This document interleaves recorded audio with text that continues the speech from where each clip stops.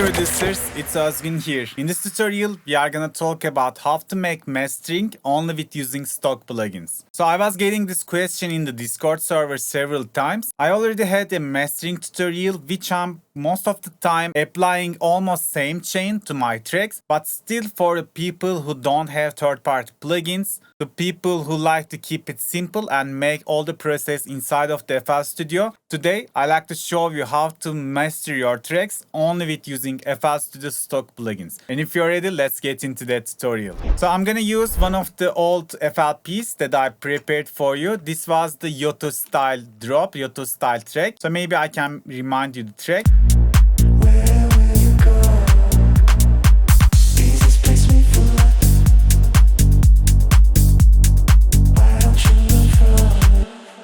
So this was one of the FLPs that I really enjoy. And now I like to master this beautiful drop for you only using stock plugins. So let me remove the free clip, which is my favorite clipper recently. And yeah, now we have a totally clean master. Don't mention this. It's just having LFO tool and span for the metering stuff that I always apply for my tracks.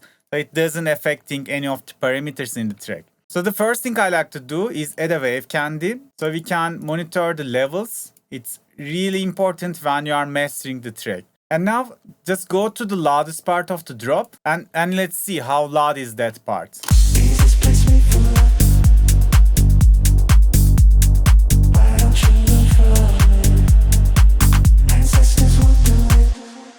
So our mixdown is not bad. We are approximately at 0 dB. Sometimes we are having a little bit of peaks, but that's totally fine. So to make mastering, we have to have some headroom for making the maximization process. And if our track is on 0 dB, which means we literally don't have any area, any gap to boost or apply the mastering chain. So that's why the first thing I like to do is put a frequency balance and like lower the value, lower the volume until we get like approximately 6 decibels of headroom.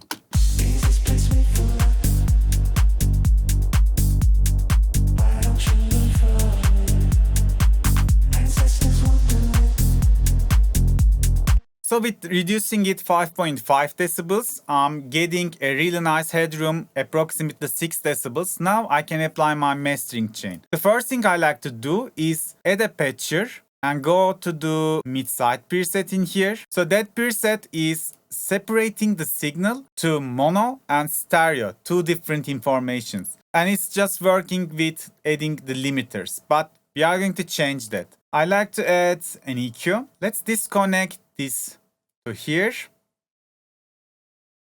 And let's disconnect the connections. So this EQ, let's rename it and call it stereo. And I'm gonna add another EQ. And let's rename it as mono. And let's disconnect the bottom and connect it to the EQ. Now we can delete the limiters. And we can connect the EQs to the FL Studio. Now we just convert this preset. Instead of two limiter for mono and stereo signals, we convert it to make a mono and stereo equalizer. So we can manipulate the different signals with two different equalizers. And the first thing I like to do is cut my low frequencies only in the stereo band. If I just cut everything, it should become mono, right? Let's test it.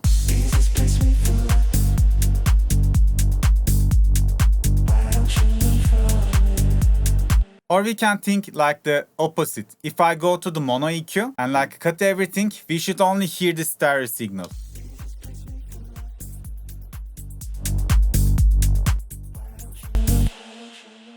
So yeah, now we properly divide the signal for mono and stereo bands. And the first thing I like to do is cut the stereo information up to 150 Hz, which is going to make all of our low bands totally mono. And we are going to have a really decent mono compilability. When you are playing the track with most of the speaker systems, you won't be thinking about the phase cancellation issues. It's going to be taking care of this little trick. Now all the low end, all the kick, bass, all the sub and the bass frequencies are totally mono. We don't have any stereo signal in there. So let's leave it like that. And we can go to mono. If you want, you can choose low pass, And if you like, you can cut till 18K or something. Like, kinda sometimes the mono frequencies tend to be annoying in the high frequencies, in the high region. And if you just cut from the 18K a little bit, only the mono frequencies, you can just clean up your mix down. But I don't recommend to cut all the high frequencies from just an EQ with all the affecting with both stereo and mono signals. I see most of producers are doing that. I'm not sure if it's good or bad, but if I cut the high frequencies, I apply it to only mono band, not touching any stereo signal, because I like how my stereo high frequencies makes my track more wide, more presence, more clear. That's why let's apply it only to the mono signal. And now we are cutting side information on the lows and a little bit of high information on the mids. And now I like to leave it in here.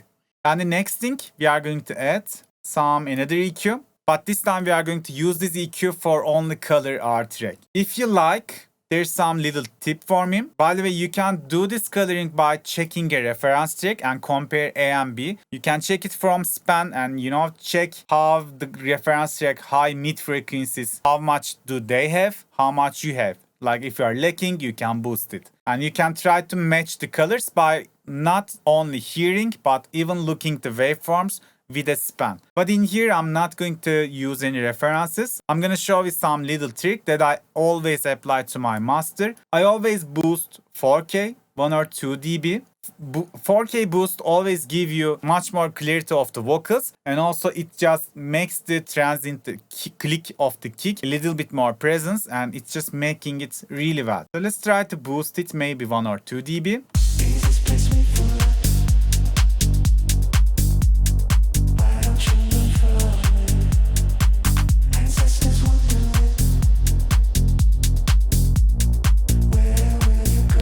And let's add a span so we can clearly see what's going on in the spectrum.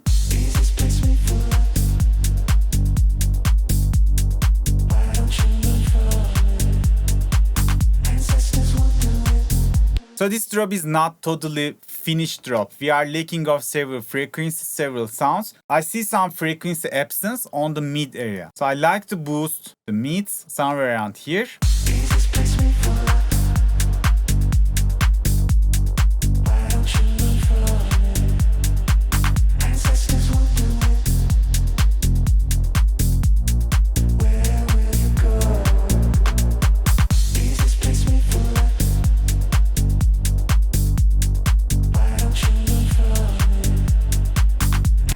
So now we feel those frequencies that we think they are missing. And also I like to boost 8K to 13K. Just try to find the sweet spot. This is something that I always do to my mastering chain.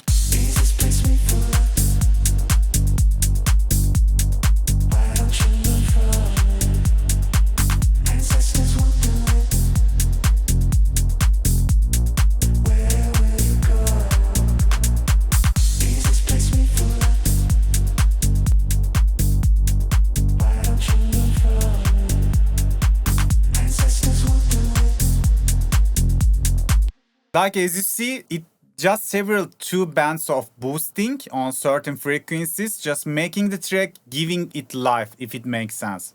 And we are making everything much more present, much more brighter. So as I said, this track is lacking of some sounds. It could be filled more. Then maybe you don't need to boost the mids like that, Now I'm just applying the track that I'm currently working on. So the mid boost could change depending on your track. Don't over boost the sound. But the 4K and the 8K, 9K boost is something that I always make to my tracks. And even if you like, you can boost the last band to give a little bit more presence. And also I'm doing it like that. When you check in the span, now we have the perfect V shape, kinda like I have high frequencies as much as I have my bass, my kick and bass. I'm trying to match the line between them. But if we want to make them exact, let's boost the 7th band a little bit so the high frequencies could match with the low frequencies.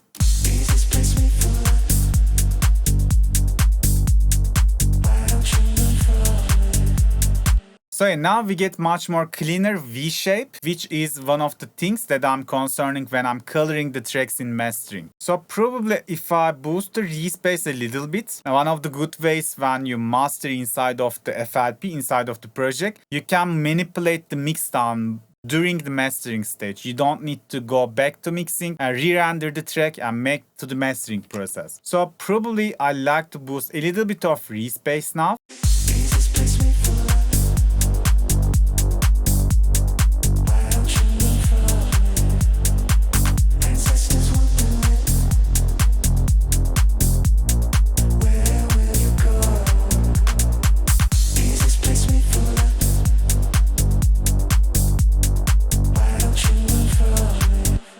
So now giving a little bit of respace, make my spectrum a bit more filled, which I was looking for when I'm doing the mastering for the track. Instead of boosting the low frequencies, low mid frequencies that I see in this band is lacking, I can just give a little bit of the sound, which sound is filling this frequency. Find the sound, just try to balance it while you are mastering. And after that, I have another tip for you for the coloring. Just find the fundamental note for your track, which is G at the moment. And then go to one of the bands, go to G in here, in the 4th octave most of the time. Kind of like you are searching the root note in 300 to 400 hertz. And now we are going to choose G4 and let's see if it's resonating or not. First, we gotta boost it.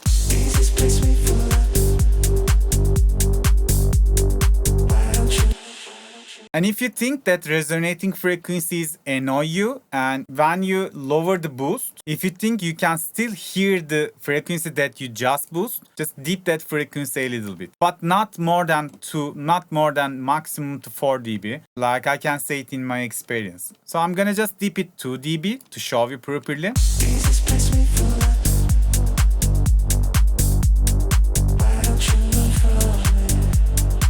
Yeah, now I just dip it a little bit. In this case, it wasn't that much problem, but most of the time when you are working with a full track, fully finished track, you will hear probably the fundamental root note resonating and it kinda annoys you, especially after you're maximizing the track. So after you're doing that, let's add a frequency limiter and let's go to the compressor mode in here. We are going to make something like that. We are going to use this one as a glue compressor, which means we shouldn't hear that much difference. Our track shouldn't affect it by the job that compressor does, but it's just here to tame several peaks and put everything into the same dynamic range. Like it should be transparent, it should be only for gluing. So let's set up something like that. I like to put fast attack like 1 to 3 milliseconds, something like that. I like to put the release maybe 10 to 50, like maximum 100 milliseconds, something like that. Let's put it on 50. So we are making fast release, fast attack. And I'm gonna put the ratio 2 to 1. I like to compress not more than 4 dB, I can say.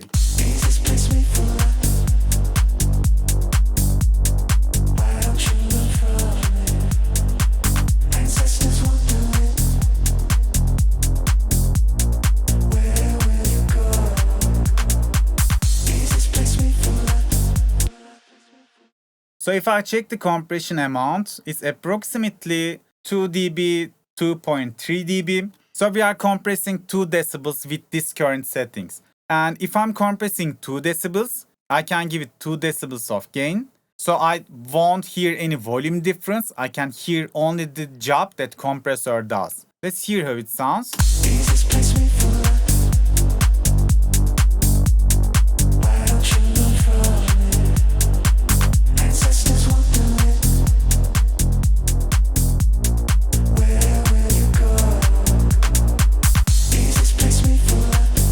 Yeah, as you see, when I'm applying the limiter with these settings, our mix is gluing together. Everything starts to hearable much more better than before. And after we are applying glue compression, all we gotta do now is to maximize the track. So I'm gonna put a loudness meter and I'm gonna put a maximus. So we are going to monitor our levels and also we are going to make the final maximization process with using maximus. In here, I literally don't know most of the buttons in here. So the way I'm using maximus is like that. I'm turning off the compressor for all modes. and I go to the master, and in here I'm putting the ceiling minus 0.1 and the threshold. There are two modes in here. If you put it to the left, it's going to be some saturation A mode. If you put it to the right, it's going to be saturation B mode. I like to put it on saturation A mode in 1% only. And after putting the ceiling, after putting the soft saturation mode, all I need to do is boost the post gain until the track is distorted. So let's do that now.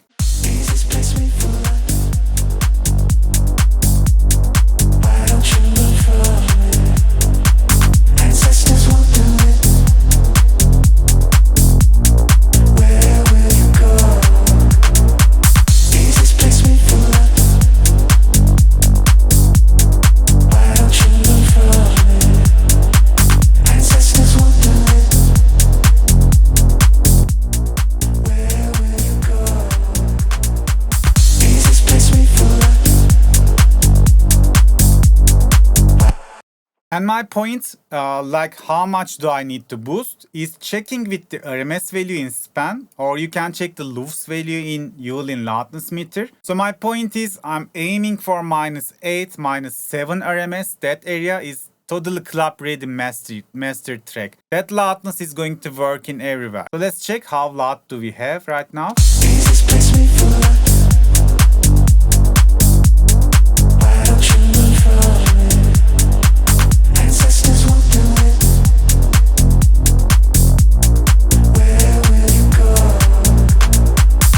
So yeah, we are around minus 7, minus 8, which is totally enough for the mastering process. And some little tip for you. If you like to work on the stereo processing on the master, which I'm mostly doing it inside of my mixdown process, but you can do like that. You can go to the individual bands on Maximus, and in here you can see the stereo separation knob. For example, if you like to boost the high frequencies in terms of stereo field, you can do it like that. So maybe we can solo this band. Yeah, we can solo the high band with this.